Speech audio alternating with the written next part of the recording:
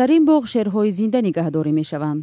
дӯстдорони ҳайвонҳои ваҳшӣ аз тариқи мошинҳои махсус онҳоро тамошо мекунанд, барояшон хӯрок медиҳанд. ҳар меҳмони ин боғ талош мекунад ки беҳтарин акс бигирад, то аз тамошои он хотирае дошта бошад.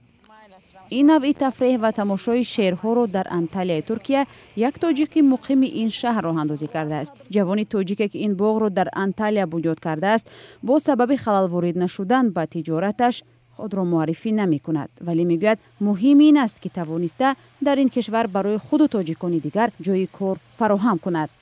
حالا در این باغ 22 شیر نگهداری می شود و مسئولین باغ برای بیشتر کردن تعداد آنها تلاش دارند. Tur ilk başta misafirleri kapıda karşılayarak سیاحت به این شکل است که اول مسافران را در نزد در پیشواز میگیریم.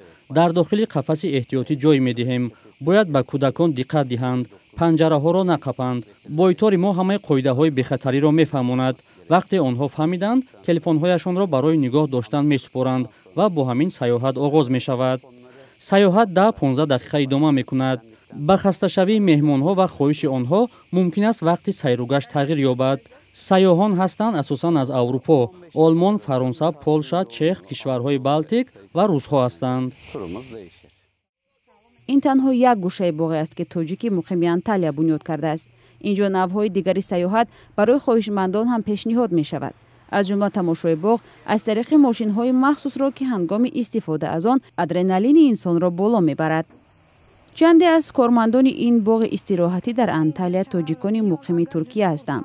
شهنازه اوچیلووا که 8 سال پیش به این شهر رفته آنجا زندگی میکند، میگوید بنیاد این باغ اگر برای سیاحان از نظر تفریح جالب باشد، ولی برای او و تاجیکان دیگر جای کار و درآمدشان است. 3 ماه بوده رهبر شده کار میکنم و اینجا مهمانا از روسیه، مسکو میبیان، از کازان میبیان، از ازبکستان میبیان. مهمانا ما جدا هم مول میبیان.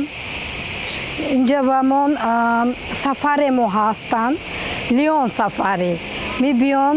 20 minut 25 minut وقتشون سفری میکنن، تور میکنن. سونی بعد با پایان رستوران ما هستن، رستوران با میشینن، اوقاتشون رو میخورن، بعد با هتلشون میرن. صاحب اینجا یک تاجیک هستن، همین چیزای همین خیلی همه جای خوشروی که زیبا کرده مهم با نگاه میکنن. صاحبشون تاجیکی از تاجیکستان هستن، شهر خودم هستن.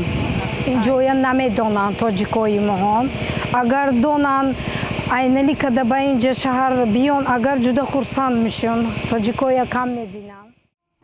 مساحت این باغ حدود 40 گکتار را تشکیل می‌دهد و آنجا ده‌ها نفر کار می‌کنند که نصفی از آنها تاجیکان می‌باشند. مؤسسانش می‌گویند تلاش دارند نوع‌های دیگری سیاحت را نیز راه‌اندازی کرده تعدادی بیشتری تاجیکان را برای کار به این شهر سیاحی ترکیه جلب کنند.